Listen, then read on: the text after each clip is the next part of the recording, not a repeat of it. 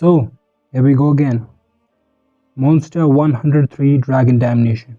The adaptation of Oda's one-shot E&H production, I think it is, which premiered on Shonen Jump in 1994. It was Oda's first one-shot, also created One Piece's first character, Ryuma, on whom this episode is based on. I would be lying if I said that I was worried about this episode, about this adaptation. I thought it was going to come out fine. But when I heard that this was going to be just a 20-minute special, and as I haven't read the one shot that Oda did, I didn't know what to expect, how much material was going to be adapted, what the pacing was going to be. But I have to say, I'm really impressed. I wouldn't have made a video on this and probably would have just done a short video, but this needs to be talked about. So let's start from the beginning and let's go in chronological order.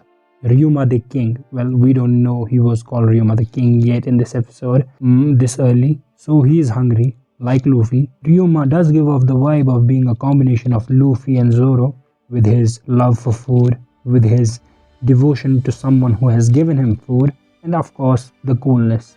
Though Luffy is, I think, in my opinion, cooler than Zoro. I mean, hot take, but I consider Luffy the coolest character in One Piece. Well, moving on, we start with the conflict. We understand that Ryuma is really sensitive about his pride as a swordsman, about his honor, and he doesn't even know who King is, who the world's greatest swordsman is.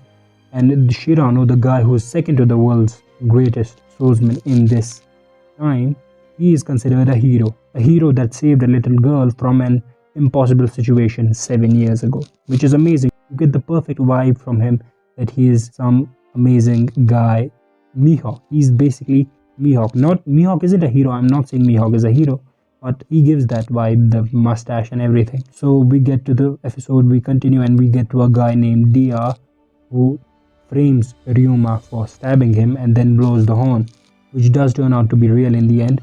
And then the conflict is escalated. The villagers are evacuated.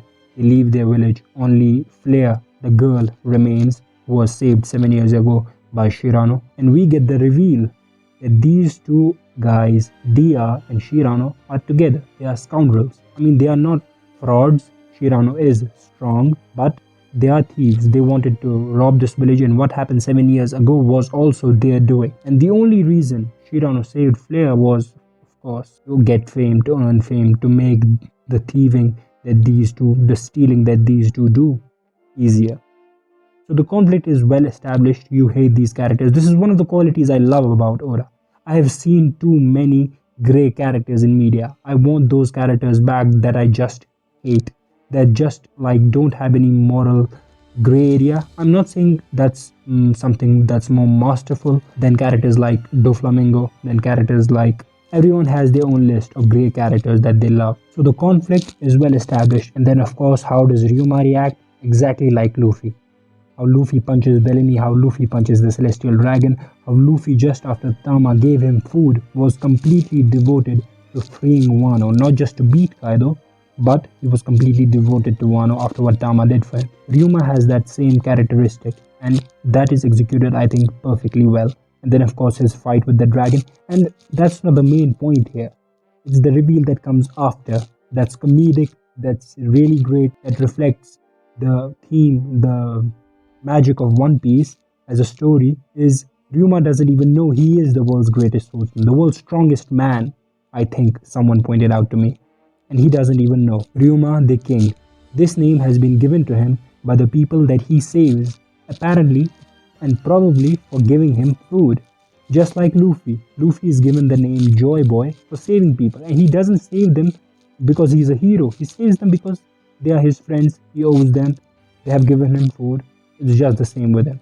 Ryuma is more like Luffy than Zoro, but he is like Zoro too, to a certain extent, considering his honor as a swordsman and how that is established really well.